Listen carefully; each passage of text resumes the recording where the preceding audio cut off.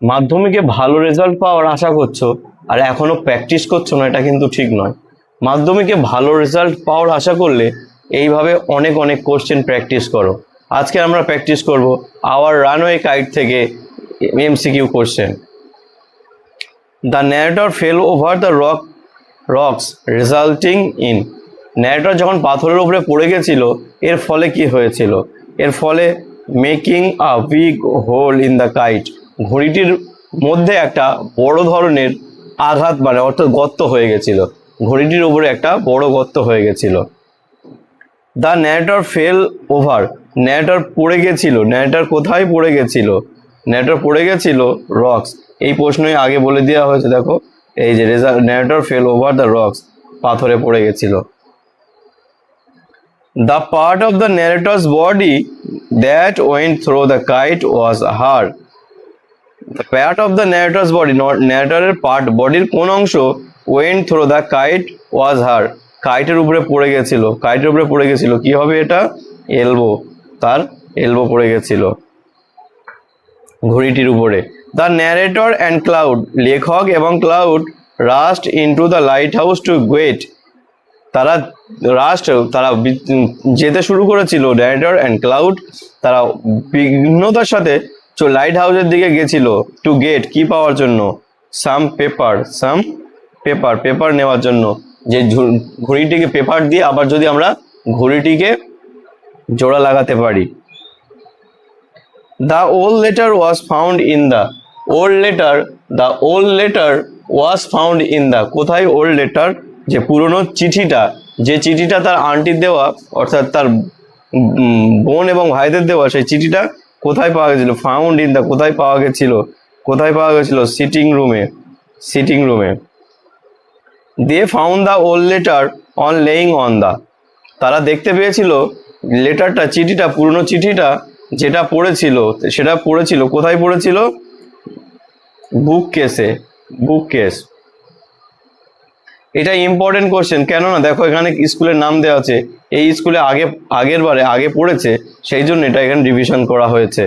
The author and her brother, লেখিকা এবং তার ভাই use to the letter to repair the kite, because এই কাগজটা দিয়ে চেষ্টা করছিল যে সে তার ঘড়িটির জোড়া লাগাবে, ঘড়িটি আবার ঠিকঠাক করবে, কেননা দে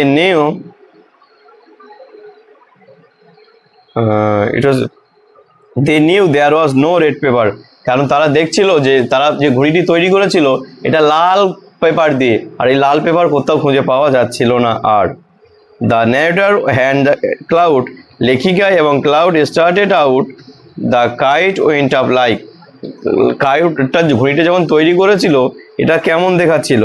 এটা যখন স্টার্টেড আউট, যখন উড়ছিল তখন কেমন দেখাচ্ছিল? এটা আবার একটা পাখির মতো দেখাচ্ছিল। এটা রামকৃষ্ণ মিশন বয়েজ হোম হাই স্কুলে পড়েছে। এটা কোথায়? দ্য কাইট শর্ট বিকজ ঘড়িটি পড়ে গেছিল, কেন পড়ে গেছিল? দ্য ঘড়িটা উঠছিল, ভালোভাবে উঠছিল, কেন উঠছিল? দ্য ওয়াইন্ড ওয়াজ পারফেক্ট, এটা ঘড়ি ওড়ার জন্য যে পারফেক্ট একটা হাওয়ার দরকার হয়, যে বাতাসের দরকার হয়, সেই বাতাসটা এখানে ছিল, সেই জন্য the kite short dash standing with a bit of cord in his hand, dash এখানে কি হবে? Dash standing with a bit of cord in his hand, কে হাতে দাঁড়িয়ে, বিট অফ কর্ড একটা কর্ড নিয়ে দাঁড়িয়েছিল। Here the person refer to is, এখানে কোন ব্যক্তির কথা বলা হয়েছে যার হাতে কর্ড ছিল? ক্লাউডের হাতে কর্ড ছিল। Their kite sailed away over to, তাদের ঘড়িটা, their kite sailed away over to, তাদের কোথায় গিয়ে উড়েছিল? কোথায় উড়েছিল? ইন দ্য মেনল্যান্ডে গিয়ে পৌঁছেছিল।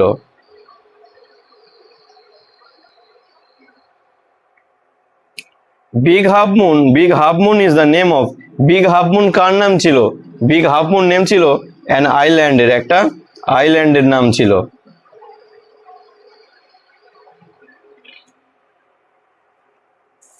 বিগ হাফ মুন কার নাম ছিল? একটা আইল্যান্ডের নাম ছিল।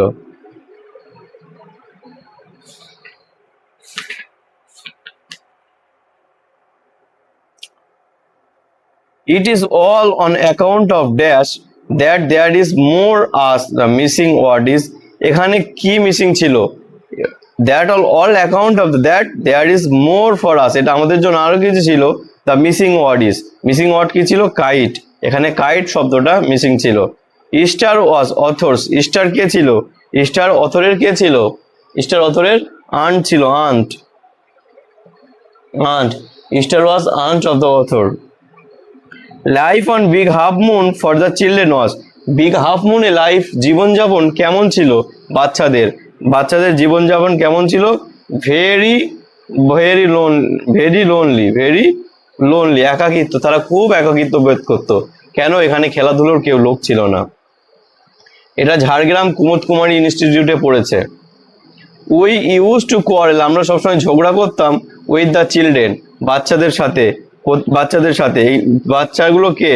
The narrator Cloud and her father, এখানে আছে the narrator Cloud, her father, aunt, Star, Dick and Mimi, তারা সবাই মিলে ঝগড়া করতো।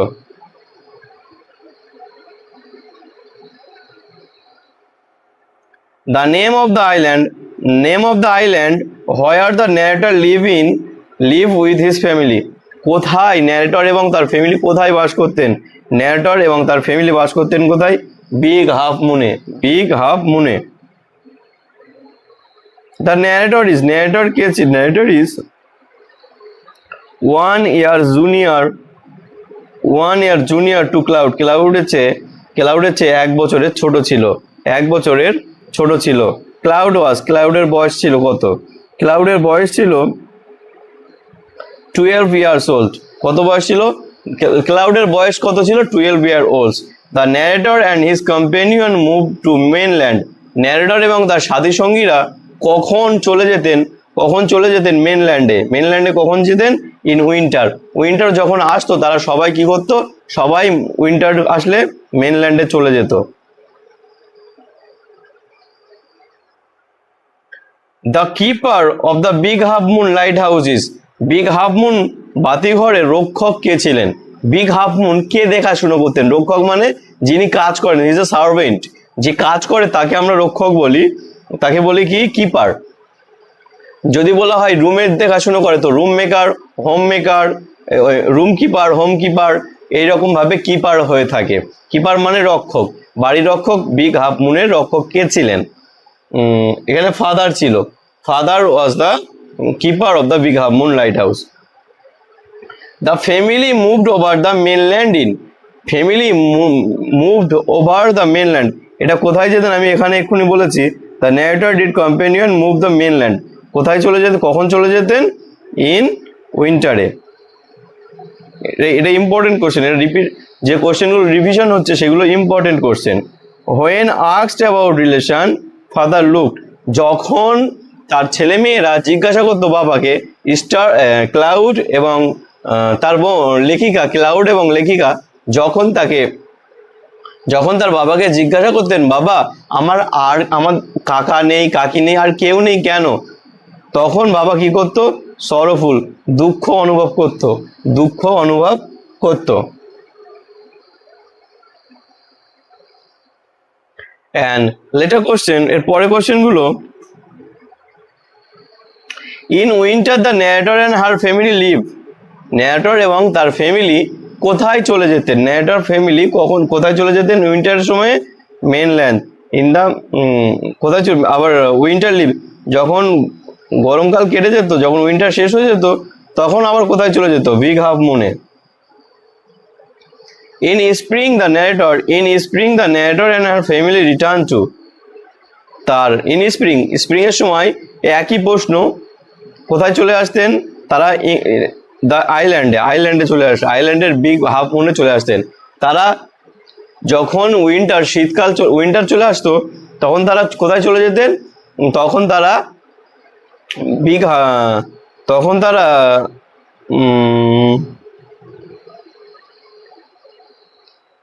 তারা চলে যেতেন মেনল্যান্ডে।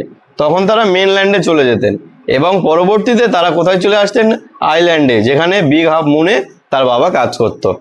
When time to came for the narrator to return, যখন ন্যারেটরের সময় হয়ে যেত যে এখন তোমাদের চলে যেতে হবে to the Big Half Moon light হাউসে, তখন কি করতো পিপল কি করতো, টুক পিটি অফ দেম, তাদের উপরে দুঃখ প্রকাশ করতো। তাদের উপরে কি প্রকাশ করতো, দুঃখ প্রকাশ করতো যে আমাদের আর বাচ্চা কাচ্চারা আর খেলা হবে না, একসাথে মজা করা হবে না। It is a important question for you. The funny part use to be, the funny part, এখানে মজাদার বিষয় কি ছিল, মজাদার বিষয় ছিল the people of the island pitched their loneliness. এবার লোনলিনেস কাটাবে, এখানে ফানি পার্ট কি ছিল, তারা এখন লোনলিনেসটা একাকিত্ব বোধ করবে। Cloud and the narrator played, cloud এবং ন্যারেটর যে খেলাটা করতো সেই খেলাটার নাম কি ছিল, ক্লাউড এবং ন্যারেটর যে খেলাটা করতো সেই খেলাটার নাম কি ছিল, সেই পাইরেট কেভস মানে গুহা, আর পাইরেট মানে হচ্ছে জলদস্যুর গুহা খেলতো। It is difficult to play pirate cave, এটা খুব কষ্টকর ছিল পাইরেট কেভ খেলার জন্য। কেন খেলার জন্য, উইথ টু পিপল, দুজনে যদি খেলতে চাইতো, it is very difficult for them, দুজনে এটা খেলা চায় না। They use to quarrel a good deal with the children of, তারা বাচ্চা কাচ্চাদের সাথে ঝগড়া করতো। কোথায় ঝগড়া করতো, when they are in the mainland in winter, যখন তারা মেনল্যান্ডে থাকতো এবং বাচ্চাদের সাথে তখন তারা ঝগড়া করতে পারতো, বাচ্চাদের সাথে খেলা করতে পারতো।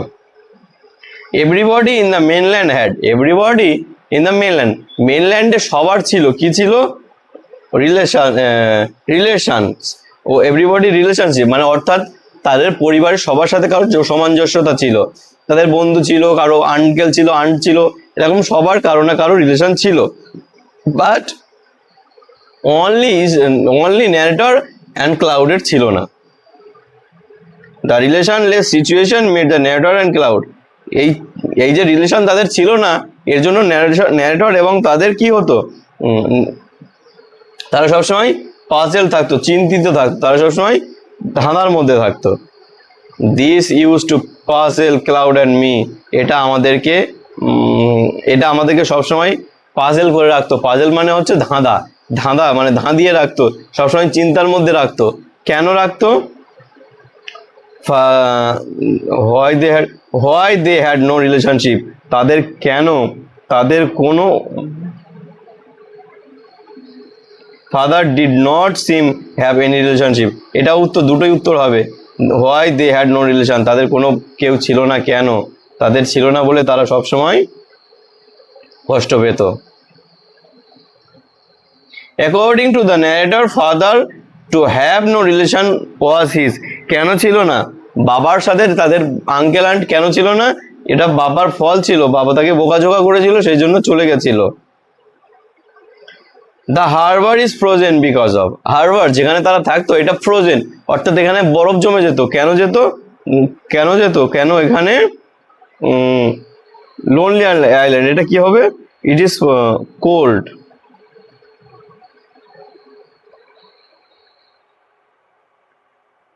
তেইশের দেখে তো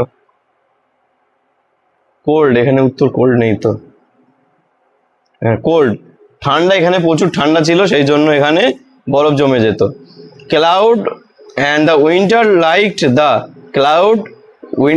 উইন্টার কি লাইক করতো, তারা মেনল্যান্ডকে পছন্দ করতো, সবসময় মেনল্যান্ডে গেলে খেলা করতে পারবে এই জন্য।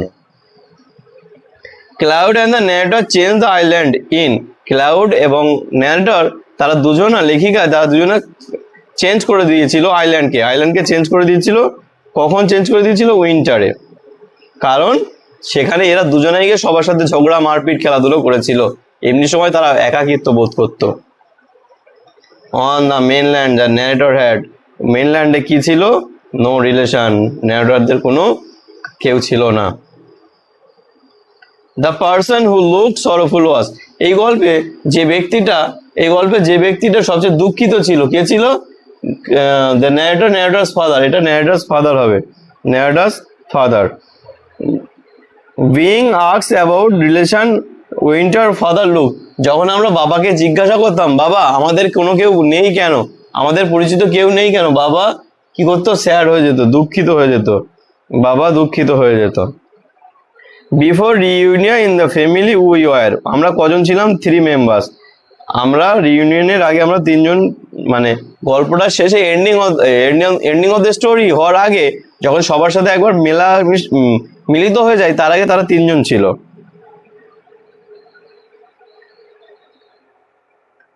In the Big Half moon summer is very lonely, যখন তারা বিগ হাফ মুনে থাকতো এমনি সময় তখন তারা 3 জন থাকতো, এখানে তাদের খেলা করার কোনো সঙ্গী ছিল না, সেই জন্য it is very lonely for them. During summer the harbour was সামারের সময় হারবারটা কেমন অবস্থা ছিল, সামারের সময় হারবারের অবস্থা কেমন ছিল, কাম, একদম শান্ত। When the weather is fine, যখন ওয়েদার আবহাওয়া খুব সুন্দর আবহাওয়া হয়ে গেল, দ্য হারবার লুক, হারবার কেমন দেখতে লাগলো, ব্লু অ্যান্ড কাম, ব্লু, নীল এবং শান্ত। During the summer weather the harbour is, summer ওয়েদারের সময় কেমন হতো, শিরিনের মতো দেখাতো। The narrator and other enjoyed some hobby in, narrator and other সবাই এনজয় করতো, কখন এনজয় করতো, উইন্টার যখন তারা এনজয় করতো, কখন, সামারে, গরমকালে তারা খুব আনন্দ করতো। The narrator and cloud war crazy about, narrator এবং ক্লাউড সবসময় ক্রেজি অ্যাবাউট, কিসের জন্য ক্রেজি থাকতো, কাইট, ঘুড়ি ওড়ানোর জন্য। In the boy of the mainland taught how to make, যে মেনল্যান্ডে যখন তারা গিয়েছিল তখন একটা ছেলে তাদেরকে শিখিয়ে দিয়েছিল, কি তৈরি করে শিখেছিল, এটা উত্তর একই হবে, কাইট ওড়ানো শিখিয়ে দিয়েছিল। On the mainland the boy had showed the process of making kite, যে ছেলেটি তাদেরকে শিখিয়ে দিয়েছিল কিভাবে ঘুড়ি তৈরি করতে হয়। ফ্লিপা Mimi Cloud and Dick, Cloud. The narrator and her brother, narrator এবং তার ভাই, made many kites when they were, যখন তারা ছিল অন দ্য আইল্যান্ডে, তারা যখন আইল্যান্ডে ছিল তারা অনেক ঘুড়ি তৈরি করা শিখে নিয়েছিল। টু প্লে শিপরিক্ট মাইনার্স, এটা ইম্পর্টেন্ট না। To play shipwrecked mariners Cloud use to go, যখন সমুদ্রে শিপ যখন খালি হয়ে যেত তখন তারা কি করতো, cloud use to go, cloud যেত, কোথায় যেত, in the island, the other side of the island. The game the narrator and cloud played the kites was, তারা কি করে খেলতো, shipwrecked miners, এখানে কি খেলতো, shipwrecked miners sailing the each other. The big red kites was, সবচেয়ে বড় যে ঘুড়ি ছিল সেটা কি ছিল, decorated, তাদেরকে সাজানো হয়েছিল, সুন্দর করে সাজানো হয়েছিল তাদের।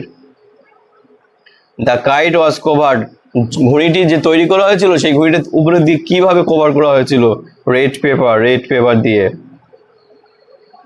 Gold tinsel star were pasted on, এটা খুব ইম্পর্টেন্ট প্রশ্ন, বালিগঞ্জ হাই স্কুলে পড়েছে। The tinsel star were pasted in the entire kites, পুরো কাইটটা জুড়েই তারা রেড টেনসেল স্টার লাগিয়েছিল। On the big kite of the narrator and her brother wrote their, তারা কি লিখেছিল, তাদের নেম অ্যান্ড অ্যাড্রেস, পুরো ঘুড়িটাতে তারা তাদের নাম এবং তাদের অ্যাড্রেস লিখে দিয়েছিল। ফর কাইট ফ্লাইং দেয়ার ওয়াজ, ভালো উঠছিল ঘুড়িটি, কেন, গ্রাউন্ড উইন্ড, কেন, বাতাসটা খুব সুন্দর ছিল। The wind was ideal for kite, যে এই হাওয়াটা সবচেয়ে ভালো ছিল, কোন কাজের জন্য, কাইট ফ্লাইং, ঘুড়ি ওড়ানোর জন্য। I am not sure how it happen, আমি জানি না কিভাবে এটা ঘটনাটা ঘটে গেছে। হেয়ার আইজ দ্য ন্যারেটর, এখানে আইজ দ্য ন্যারেটর।